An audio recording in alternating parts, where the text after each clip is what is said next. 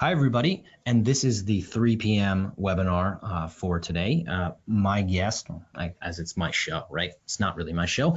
This is Christopher Major. My name is Christian Cison, and now you can see our faces. Hopefully, the title screen was there for, your background. Reimbursement and subrogation is our topic this month. If you do see these webinars on a monthly basis, you're very familiar with this slide because you can enter in questions as we go along. We're going to give you the information as we go through the slides in a fairly concise manner, but if you have a question, please submit it even if we don't get to it today, because we can respond to you via email or phone after the break. Okay, so what we want to do is talk about where we can provide value to our clients from a reimbursement or a subrogation perspective. And the idea is that we are very comfortable, right, with our clients' understanding of how we defend a workers' compensation claim.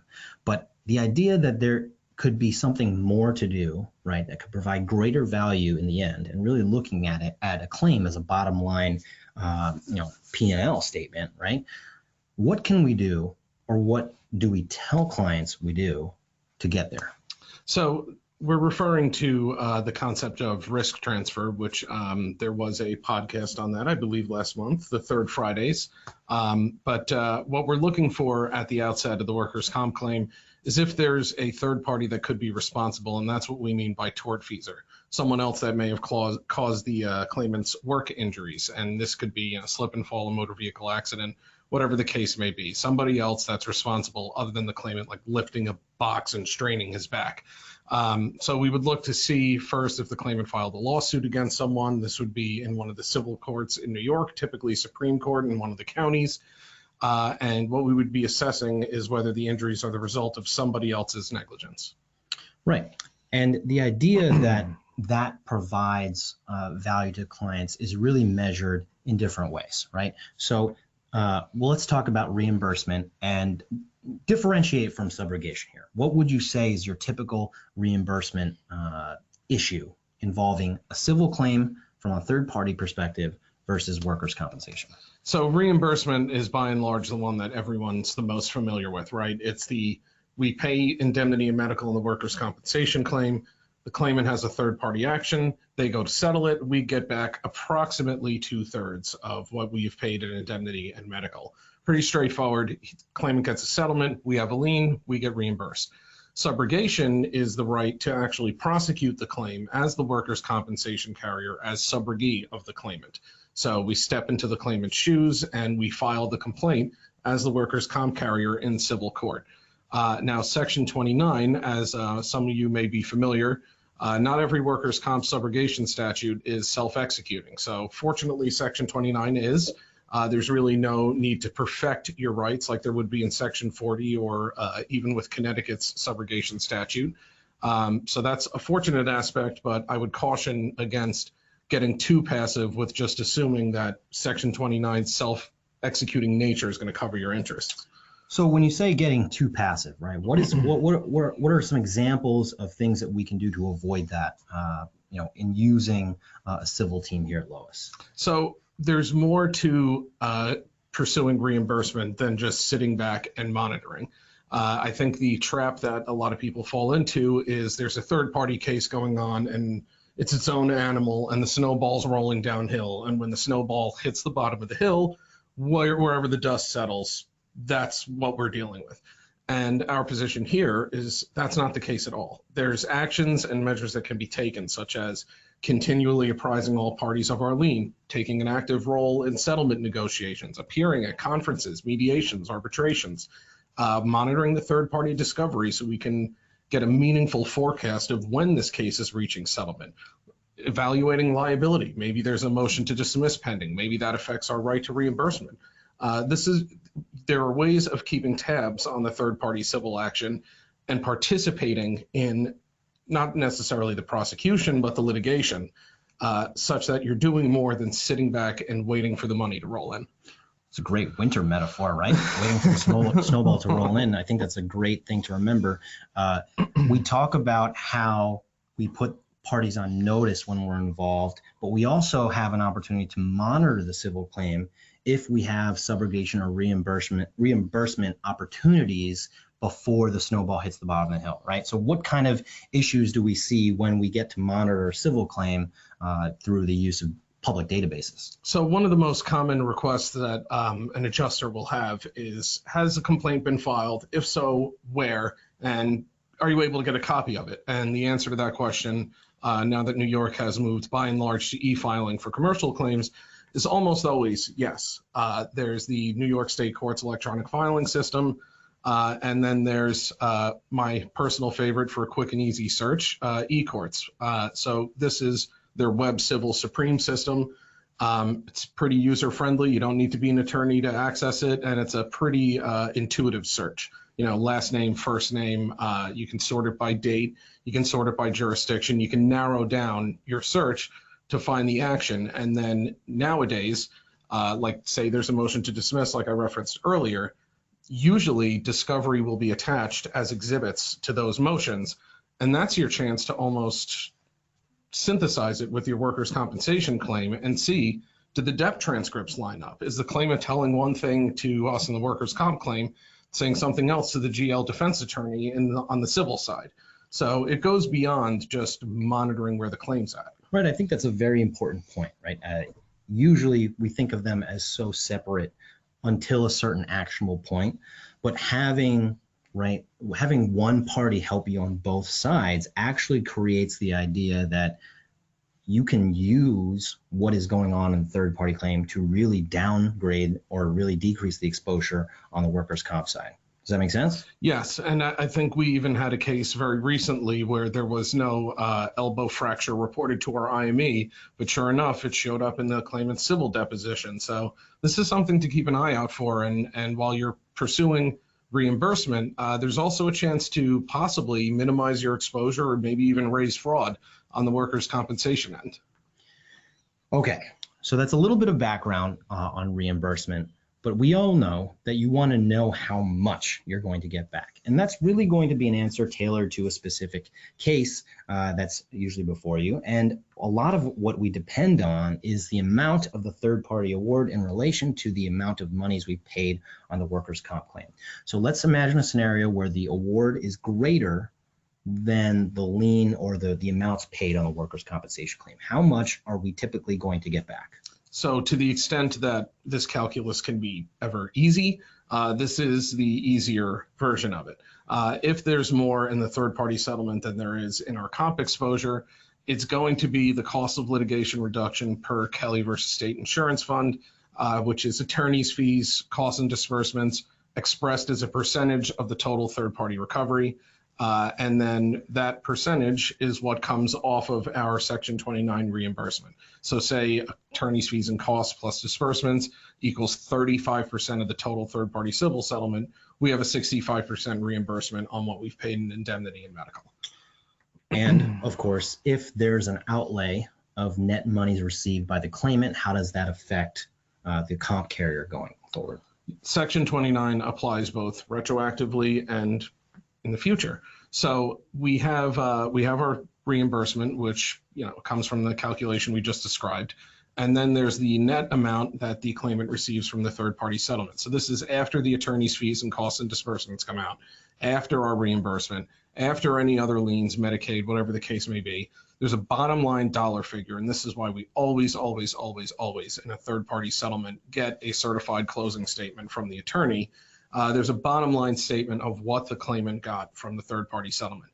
That is the extent of our future credit, which per the case Burns and per Bissell, we can apply that as a credit going forward.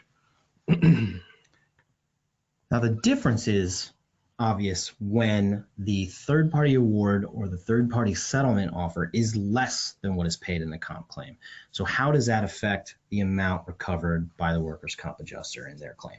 So this is where you start to get into the weeds a little bit. There's a whole different calculus and formula under Section 29 for computing what's called deficiency compensation. But the bottom line version of it is if there is a greater exposure on the workers' comp side than there is a civil recovery, the statute provides that we're liable for the difference. In other words, we keep paying comp in the form of deficiency compensation. The way it works practically, however, is we would have a lien on the entirety of the third-party settlement, less the attorney's fees and costs and disbursements. And so if the claimant is asking for the third split, well, I mean, we're not obligated to do anything like that. The future credit, that's again, if the claimant walks away with anything from the third-party settlement, and that's going to be paid at the cost of litigation rate we discussed earlier, attorney's fees, costs, and disbursements over total third-party settlement. Right. So we did talk about the 1/3, 1/3, 1/3, and I'm sure that everyone that is handling a comp claim today has their particular story about conversations with plaintiffs' third-party attorneys that really make this seem like it's a real thing, right? So explain what that actually means and if there's any real basis. Hint, hint, there is none, but explain what it means.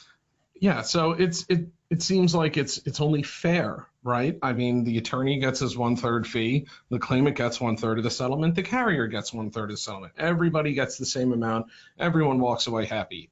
There's nothing in the statute that requires that. There's the cost of litigation reduction per Kelly, which we discussed earlier, but there's nothing that says you have to take a third. And to the extent that you waive any portion of your lien reimbursement so that the claimant walks away with money when you would otherwise have a lien on the entirety of the third-party settlement, that's essentially just a gift, is the way to look at it. And these belligerent third-party attorneys, which any adjuster, if they've picked up this phone and spoken with them, they can get a little overbearing, to put it nicely. Sometimes they'll make, outrageous threats like, we're going to just drop the claim. We're going to abandon the claim because you guys are being greedy. Well, okay, have fun. Drop the claim. Section 29 allows us to pick up the ball and carry it across the 1-yard line. We can then subrogate, as we discussed earlier. So, I mean, all of these threats, they carry very little weight. Sometimes you'll even hear, oh, our case, we have really bad liability. We're not going to win in trial. You should settle or else the money's going to disappear. Okay, well, if that's the case, you wouldn't be pushing for as much of a settlement as you're pushing for. It's right. You got to sort out what is actually real. Imagine too, right? The third-party plaintiff attorney has a job to actually secure some money for the plaintiff or the claimant. So to abandon that ship based on the idea that we are withholding a third of our rightful reimbursement number doesn't actually make sense. The idea that the claimant gets a third of that doesn't take into account the fact that they have a net money recovery as part of the judgment itself or the settlement itself. Right, and let's just be clear. Section 29 money is not a lien until there's an actual settlement. It's a reimbursement right. It's our money on that third-party case until such time as it settles. And I have a very hard time believing, as I'm sure many people would, that a third-party attorney could prosecute a case for 2 years, incur costs and disbursements out the wazoo, and then walk away from a $100,000 settlement because the carrier is not willing to waive a portion of their lien. It's just not going to happen. Right. Okay. So when we talk about maximizing reimbursement, we are trying to tell our clients that there is an opportunity, not just when the snowball rolls down the hill and comes to the bottom, but that the opportunities exist to be aware of these issues prior to that date, right? And we always like to say that, a trial attorney's best skill is preparation, right? It limits the surprises that are involved in a case, and having this team aspect between civil and workers' compensation actually gives clients greater value in the end. So what are some examples that what are examples of things we can do to really help achieve that objective? So you're always going to get two different sides of the story, right? You're going to get the plaintiff's attorney who may be saying that their liability is non-existent, the defendant's liability, that is, and that their case is going to get dismissed. And then you may have the defense attorney saying, I really don't want this to go to jury trial because the verdicts in this jurisdiction are outrageous, which, by the way, jury settlements and verdicts, that's something that we can absolutely monitor as attorneys. And we can sort of forecast where the case is going to end up depending on the jurisdiction. But we may have access to more information than what may even be available to the parties at the time of litigation of third-party settlement. Example would be a construction accident case, right? There's a workers' compensation claim. There's more than likely, OSHA reports, investigative reports, first reports of injury from our client, we may be privy to more facts and circumstances than even the third-party attorneys know, because they still have yet to go through discovery. Along that same line, a lot of these third-party attorneys would specialize in specific areas of practice: slip and fall, trip and fall, motor vehicle accident, no fault, etc. Comp, to a certain extent, overlaps with all of those. Right. So it's a familiarity with the facts of every different type of tort, really, and how you can pursue that in civil court. And in some cases, the comp carrier may end up being the voice of reason.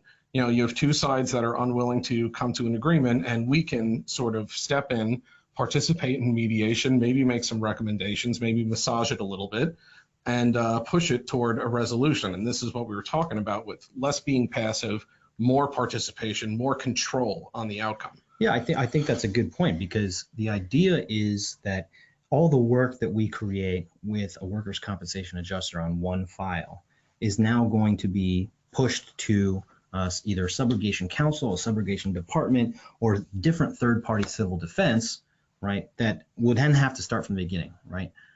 Keeping it internally actually saves in the long run, right? It's the idea that there's no added or extraneous review. Right, and I think the best way to summarize that is 3 simple words: do discovery once. If we're doing all of this investigation from the outset of the claim, and we know the medicals, we know the file, this is our way to leverage it in possibly defending against civil exposure should that arise. And along that same line, we may have better relationships with third-party defense attorneys, to the extent that there's an in-the-trenches sort of relationship. They're representing automobile PIP carriers. We're representing workers' compensation carriers. Everyone knows how the game works. And it may be quite a bit easier talking to us as an intermediary than it would be talking to the aforementioned belligerent third-party plaintiff attorneys. Sure. Okay, so we talked about reimbursement. Now let's define subrogation for our viewers today. How is that different from what we had just talked about? So we'll give the brief definition of it. To put into the place of another, substitute for another. This is the stepping into the shoes of the claimant that we touched on briefly earlier. This is where we inherit their cause of action, so to speak. The actual term under Section 29 is an assignment of the cause of action. But basically, if they have a claim for motor vehicle negligence because somebody, T-boned their car, we have a claim for motor vehicle negligence if they fail to prosecute their own claim. And that's how we can pursue a recovery outside of just passive lien monitoring. And what's the statute of limitations on that kind of action? So the statute of limitations for most personal injury suits in New York, unless you're dealing with governmental entities, is 3 years. So you fall into this trap, so to speak, of sitting around and waiting for the claimant to take action on their third-party claim when we have a right of action under Section 29. So there are certain types of claims that we often subrogate, right, that are very commonplace. But there are some claims that maybe we don't think of having an option, right? So what are some types of claims that are typically ones that we see versus some that are kind of rare? So we always have the personal injury ones that we've been talking about. Your slip and falls, your trip and falls, your construction accidents. New York has the relatively unique nowadays scaffold laws, which in some cases could give strict liability for construction accidents. Motor vehicle cases, all of that is pretty standard. But Section 29 also will give us a right of recovery in a medical malpractice case. And, the doctor, even in a civil claim, is not going to be on the hook for the initial accident. They're on the hook to the extent that their malpractice exacerbated the claimant's damages. But if that happened and we were obligated to pay more medical as a result, we would have a right of subrogation under a med mal claim against that doctor. Say they botched a surgery and there's a need for another one. Legal malpractice, say the third-party attorney misses the aforementioned statute of limitations. The claimant would have a third-party cause of action against that attorney.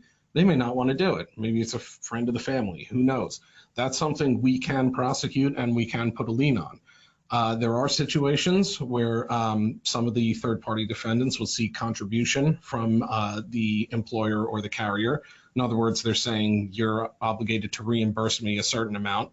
But the good news is that's only in the case of a grave injury under the workers' comp law. Otherwise, we're protected under workers' comp exclusivity. So let's say we do the subrogation action on behalf of the claimant, right? We're stepping into their shoes. What is the process in which we would actually go about doing it? So we need 30 days notice, and we're going to send that via a form of registered mail. Think certified mail return receipt requested, right? And we have two different timelines running, so to speak. One is the awarding of compensation at 6 months from that date, or a year from the date of loss. Now, the 6 months from the awarding of compensation is pretty interesting in light of the 3-year statute of limitations that we talked about earlier, because you could run into this trap of, the claimant doesn't file a suit for 2.5 years. We could do the greatest job. We could push quick resolution like we try to do here. We could negotiate a full and final Section 32 settlement within 6 months, and then sit around waiting 2.5 years for the claimant to do something to get our reimbursement back. Well, 6 months after the awarding of compensation, we can serve that Section 29.2 notice and subrogate. Or if a year has gone by since the date of loss, we can do that. Now, we just have to be careful with the language. The Section 29.2 notice, you do have to advise the claimant that a failure to file their own action will operate as an assignment of that cause of action to the carrier. And of course, there are actions that we can't pursue, right? So although we do want to pursue it wherever possible, what are some actions that are just not available to us? So we have no recovery against first-party benefits. This comes from New York's no-fault law. Essentially, if there were no workers' comp carrier involved, the claimant would be unable, or the plaintiff, I guess, if there's no comp carrier involved, would be unable to sue for the first $50K in basic economic loss, medical treatment, loss of earnings. So the Section 29(1)A operates with the New York no-fault law to say, we don't have a right to prosecute the $50K reimbursement, nor do we have a lien on it. And that only makes sense. If we're subrogated to the same rights as the claimant, we wouldn't be able to sue for that in court either. So right. It's more of a procedural decision because we're going to initiate loss transfer for those monies, right? If in situations where loss transfer applies, absolutely. And there are ways around this, as there are with everything. The carve out is not a blanket application. There are exceptions, there are intricacies to it, and that's something that you would definitely want your attorneys to be familiar with before conceding we're losing out on $50K of our reimbursement. Right. So what's an example of an underinsured or uninsured motorist plan that would typically allow for subrogation or third-party reimbursement, but in some cases we would not actually be able to recover at all? In some instances, the third-party defendant will not have coverage or will have inadequate coverage to cover the claimant/plaintiff's damages. And this is where it gets a little interesting because New Jersey does let you, under Section 40, assert a lien on underinsured motorists and uninsured motorist benefits. New York does not, and that comes from Section 29 saying it's rights of action against such other and recovering from your own automobile insurance policy, which is the party that's going to pay the UM or UIM benefits. That's considered a first party benefit in New York. So there's no lien against that. Now, subrogation seems like it's all well and good, and it is. It truly is because it creates the opportunity. But there are problems that you should be aware of if you decide to subrogate, right? And what are they?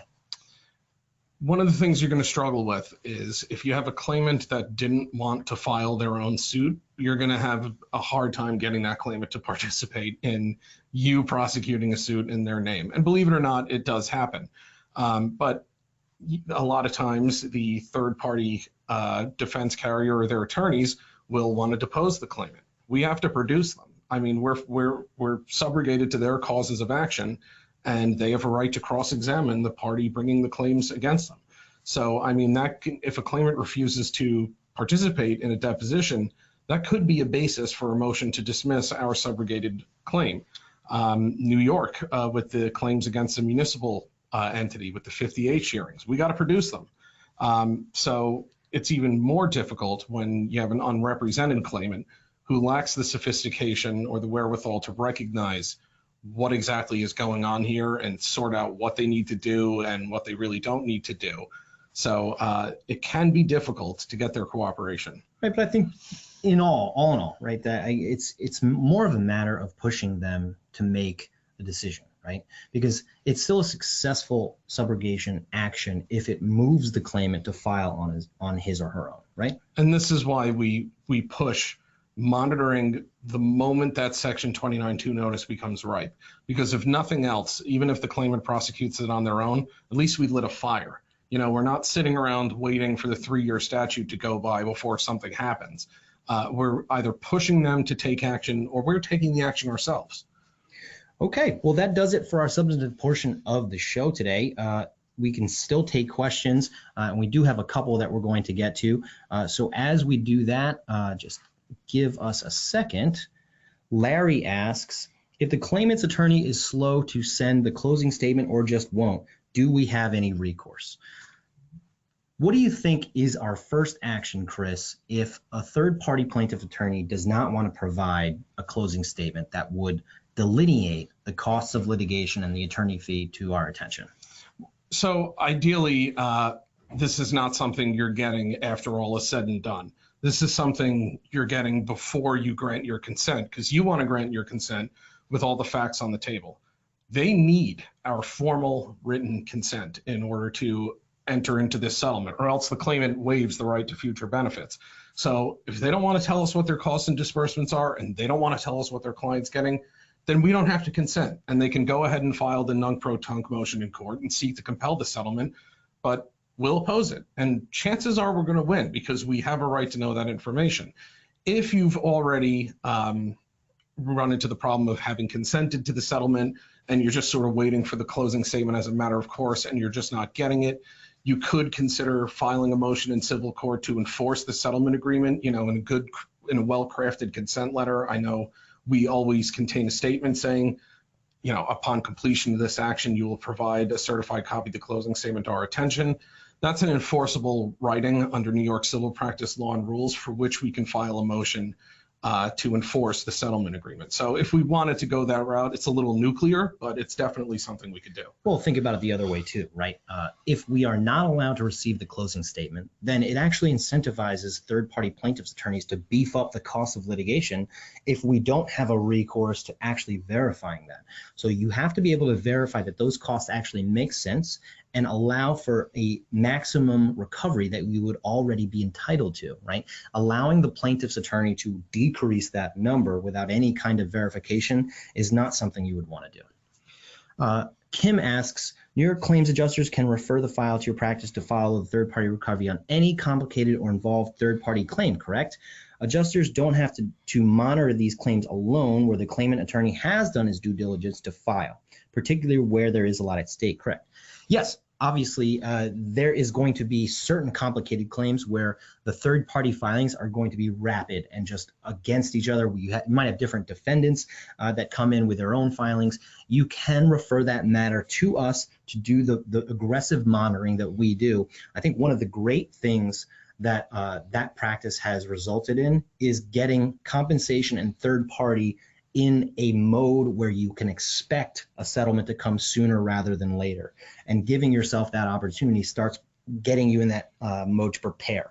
And in case there's another aspect of this question that I'm not sure if this is what was being asked, but if you're asking if we would be willing to handle that kind of thing, even if we didn't have the workers' compensation claim, absolutely. That's what we have a dedicated civil team here to do. And that's what we were talking about earlier, having meaningful participation in the settlement and pushing this to some kind of resolution. That's a great point, right? There's going to be some issues where the defense of the workers' compensation claim is either inactive or it's handled and you don't actually need representation on the compensation file.